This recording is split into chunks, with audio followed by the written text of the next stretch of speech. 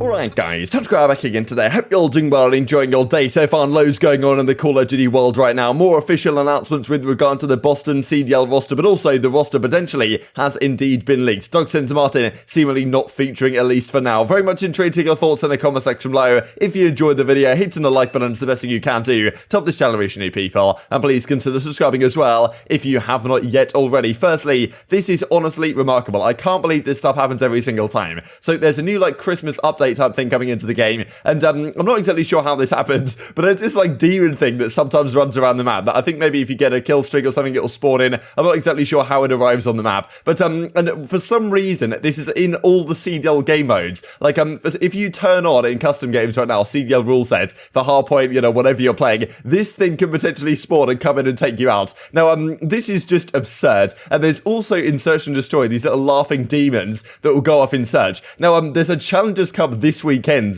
in a couple of days time, I guess tomorrow, right, because today's Friday. And even if they can possibly fix this in time, the fact that this appears in custom games in the CDL rule set, the Japan one starts in just a few hours. So fact of the matter is, this is probably going to get played with this weekend. It reminds me of, I'm pretty sure back in World War II, there was this one period of time, I think it was a St. Patrick's Day thing, because I always loved to do the St. Patrick's Day thing in COD, but there was a leprechaun that would run around on the map, a really small, really quick little thing, and if you killed it, it would explode and give you full streaks.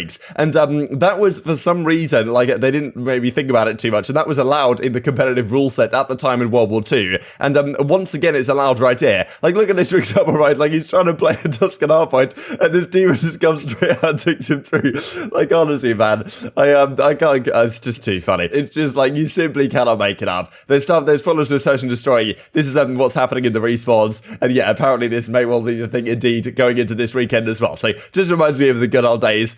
Vanguard genuinely never ceases to amaze. As Slasher says, if that happens to me in scrims, I'm actually throwing my head to the uninstalling the game. But it may well happen, to be honest, given the fact that who knows how long it'll take for this to be fixed. The bomb glitch took 2 weeks to be fixed, so maybe this is not going to be going away anytime soon, as Simp and Slasher are discussing here on the timeline. Wanted to mention this as well real quick from the Minnesota Rokkr, because we were kind of wondering yesterday, why did the CDL come out and say, okay, it's going to be Optic, it's going to be Minnesota, Toronto, and New York that are hosting the 4 majors for next year, but Minnesota then say, hang on a second, are we actually hosting this major? What's going on here? So they do kind of give a statement exactly, because the CDL then kind of changed their minds. It's incredible how everything the CDL does, there's at least one problem with it. But as they say, earlier today, details were posted on the COD League's Twitter indicating Minnesota would be hosting the second major event of the upcoming season. We are thrilled to be selected as a potential host and are actively working to secure a suitable venue that is available the week of Major 2. It was not the intention to announce plans until we have secured a venue where we are confident we can deliver the same level of fan experience as, of course, the launch weekend from 2020. So it seems like they don't actually have a venue set in stone right now. They're trying to make it happen, but it's by no means confirmed as of yet.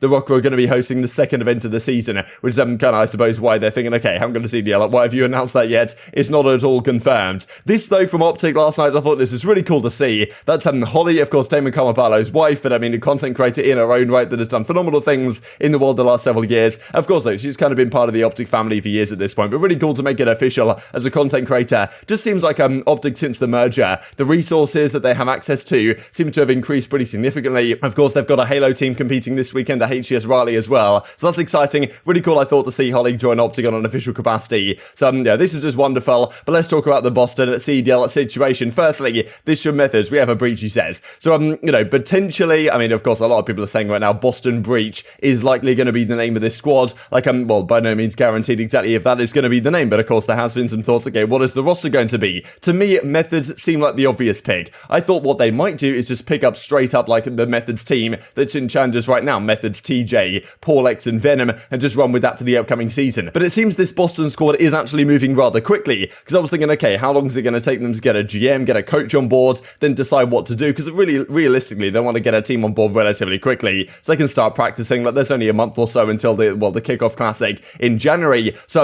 as he says, we have a breach, right? So his Methodz joining this roster, it seems more and more likely by the minute. But let's talk about who they bring in as their general manager. I thought this is fantastic to see. Den's Australian pro player for a number of years. He's going to join them as their general manager. I think he did some great things, for example, on Reciprocity a few years ago as a player. He was even on Paris Legion as a player right as well. And one of his longest teammates really is also none other than Zed. We'll have a look at what Zed's up to here in just a couple of seconds. But as Den says, couldn't be more excited and thrilled to announce I'll be the GM of the new Boston Boston Call of Duty team. Amazing opportunity with Octane Esports, made by the people, for the people. I can't wait to share this journey with you all. Appreciate the support. So great to see really, well, everyone seems to be getting on relatively well so far with this Boston organisation. That, of course, a positive sign for what's going to be going on in the league going forward. But also, this from Zach Sedenya, the head coach of the Boston team is going to be Zed. Really cool to see this. Can't wait to see what it'll do with the team we put together. So, yes, of course, Zed and Den's a great duo over there, to be honest. Great, well, players for many a year. Now they're kind of, well, in the coaching management staff over this Boston team. Really cool. I really like the idea of that. I think these guys are going to be a great combination. They both understand the game really well, and I think they can bring a lot to this organisation. So already, I'm very much liking the look of this Boston and, well, organisation. Now, whether I like the look of the team they're putting together, that, of course, is very much another question. As Zach goes on to say, like, I'm very excited to shall be the head coach for the Boston team. Can't wait to help create a positive workspace for all the players and the staff that join us. Very important to create a fun, productive environment. All this type of good stuff. Working with Octane has been a breath of fresh air. So good to see, given some of these guys have gone through difficult times, at least pre-CDL, with some organisations that maybe aren't in the best spot. But, well, of course, that is now in the past. So, this then comes up from Venom. Obviously, particularly interesting. Free agent for challengers or team of two with Paul X. Let me know if any challengers need people that can shoot straight. So, of course, the last few days, Methodz and TJ have been teaming with these guys, Venom and Paul X, and all of a sudden it seems like, okay, Methodz and TJ have just dropped these guys on their necks. What's going on there? Of course, that seems incredibly likely. As a result of this, then it may well be the case that Methodz and TJ are joining this new Boston roster. That, of course, may be what we well expect to happen, and of course, this is what Crone comes out and says, that this is what they are currently considering for what may well be called the Boston Breach. So, Methodz, TJ, Halley, the two players on that squad, of course, the Methodz team, the rumoured Boston roster for quite some time at this point. This, of course, like, look, Methodz to me is a no-brainer. One of the best ARs, if not the best AR outside of the league. Bring him in, of course, he has a lot of name and brand value as well. That makes perfect sense. Methodz, absolute guarantee. TJ is an interesting one because Methodz rates TJ very highly indeed, thinks he can still be a phenomenal player. And I don't doubt that, to be honest. There's not too many great SMG players in the league. TJ is one that in the past has been spectacular. Problem is with TJ, really, the last 2 years, he's been nowhere near the form that he was putting up back in World War II, for example. And TJ, despite having some good times early on, hasn't really ever performed to that level that we saw of him a few years ago. Advanced Warfare, World War II, for example, when he was arguably the best SMG in the game with it, well, outside of Kenny, I suppose. So, well, that's kind of the thing. Methodz TJ, it's an expected duo, but maybe there's not all so much firepower there compared to some of these other organisations. Then, of course, they've got to build the rest of a squad. I thought, personally, Paul X and Venom seemed like a pretty good duo. They were mixing it up with some of the pro teams in scrims, but maybe Dens and Zed, they had a look at their scrim practice, like online and stuff like this, and their streams, and okay, maybe we can change some things around here and improve things based on maybe some of the players that these guys have seen in the challenger side also, because Nero is apparently also going to be joining this team. Nero, of course, well, he was a player last year for the Los Angeles Guerrillas Academy, did some pretty good things, relatively highly rated, I think, in the challenger scene. The fourth player to me is very surprising, that being Capsadal. Now,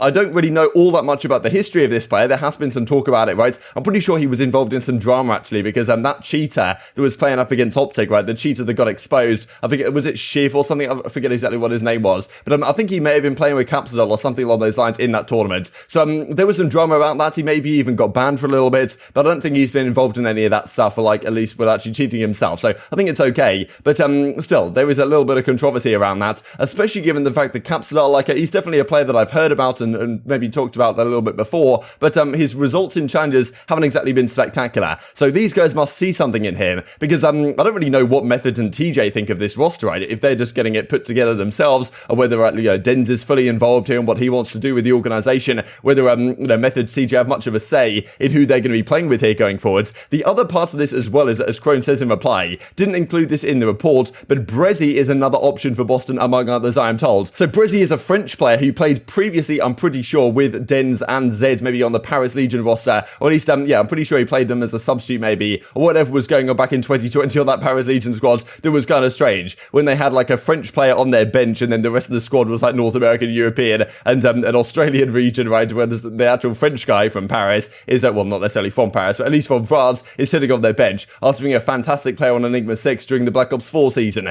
But anyway, aBeZy is currently an option, plays with Nero right now in Challengers, so that could be a possibility as well, and I guess they have some history within their Denza and Zed as well, from their time on the Paris Legion, so that could be an option. aBeZy was a great player in Black Ops 4, he really was. I was kind of surprised and kind of disappointed to see him not have the success that maybe he was due during Modern Warfare and beyond, so maybe this year will be the time for that to happen. But many thoughts really about this roster, because, okay, Methodz, TJ, like Nero, like people seem to be relatively happy with that. Nero probably deserves an opportunity at this point. Capsule is an interesting one, pretty shocking, frankly. He's getting the opportunity, as IOld Shift says, 24-ish average placement, no elite appearances through the entirety of Cold War, so not exactly a phenomenal performance on the entire year. We will see how that goes, if indeed that is the case. Of course, what this does mean, it seems that Doug Martin is not going to be on the starting roster. Maybe a substitute spot is beckoning him somewhere here in the CDL, but also I think there was some drama during especially the early part of Cold War between him and Zed. I think they had a back and forth. I'm pretty sure I made a video about some drama between them at the early part of Cold War, so I'm not sure they're necessarily going to get on too well if they do come together on this organization, if at all. But I mean, Doug's still going to try his best to get a spot somewhere or another. Just wanted to mention a couple of things before we finish off the video, because the kind of shambles of the state of Vanguard we talked about at the start of the game. Yesterday it was confirmed by the CDL Control will be the third game mode. Now there's so many problems with Control right now. I even saw a clip on Reddit of someone like, the point of a tick in Control is that once you get to that tick as an offensive team, then it stays there and can't get depleted beyond that. But apparently right now on certain situations it just can be depleted no matter what. So Arcitys is like, look, when are we getting Control V2? So many upgrades, spawns need to be changing, other things like that need to happen for this to actually be viable and competitive. And as I say, they've got basically a month to do it and to work this thing out. And also just wanted to mention this, because in Warzone yesterday, or maybe the day before, the Bloom ADS spread mechanic has been completely removed. And everyone seems to be like, okay, wow, this is such a great change for Warzone, which I certainly agree. Not sure why it has to be the thing, to be honest, that your gun just shoots not where you actually aim it. Now, the problem is that some people say, okay, let's get this out to multiplayer ASAP. Pretty much everyone wants it gone. At the same time, though, especially, well, the SMG players may well want it gone, as aBeZy and Bance are talking about right here. But still, there is, of course, the concern that if they removed Bloom from multiplayer, would that make something like the MP40 way too strong? Like, at long range, pretty much a lot of people would argue the Bloom and the fact that it's inaccurate, like, that's really affecting its performance at long range right now, that you can't chow these crazy gunfights up against the Auto or the STG in theory. Now, if you remove Bloom, then all of a sudden maybe the MP40 becomes absolutely godlike and unstoppable, like, like SMGs in previous games, like the 74U, for example. So maybe there's some consideration to be had there, but definitely the pros will continue to discuss it, I am sure, over the coming days. But very much enjoyed your thoughts on all this stuff in the comment section below. Hope you guys enjoyed the video. If you did enjoy it, hitting that like button tells the YouTube gods this is a good video, and as like you should see it as well, and I've grown the competitive Call of Duty community. Thank you as always, take care, and I will see you next time.